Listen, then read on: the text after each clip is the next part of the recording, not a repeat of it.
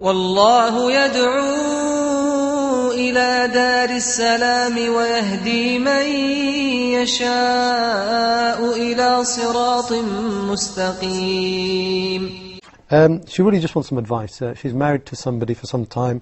Her husband is not really practicing Islam anymore. He's not practicing it. He's making some sins, and these are open. She wants to know, what's my situation? Am I really allowed to ask for divorce, or do I have to stick in this marriage until I pass away? These kind of questions need family counseling, by the meaning, I'm not supposed to give a general answer, or otherwise it would be misinterpreted. Because it is very broad to say, my husband is not practicing Islam. It varies from an individual to another. Some woman, if her husband is not praying Qiyamul Layl, she says he's not practicing Islam.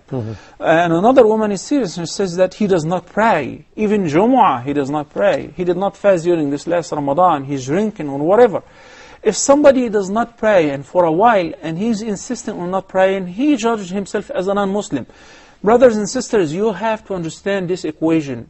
The Prophet ﷺ said, "Man tarakaha العهد الذي بيننا وبينهم الصلاة فمن تركها فهو منهم."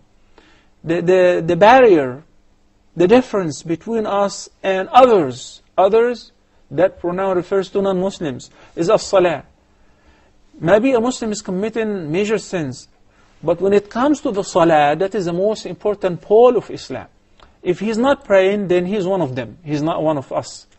And that's why if you're living in a Muslim society and you happen to present your case before a Muslim judge, he will separate you because he says he's not a Muslim.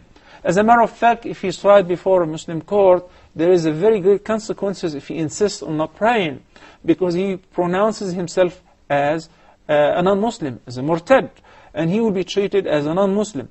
So first of all, we have to find out what exactly, what kind of level he's on of practicing Islam. Is he praying? Yes.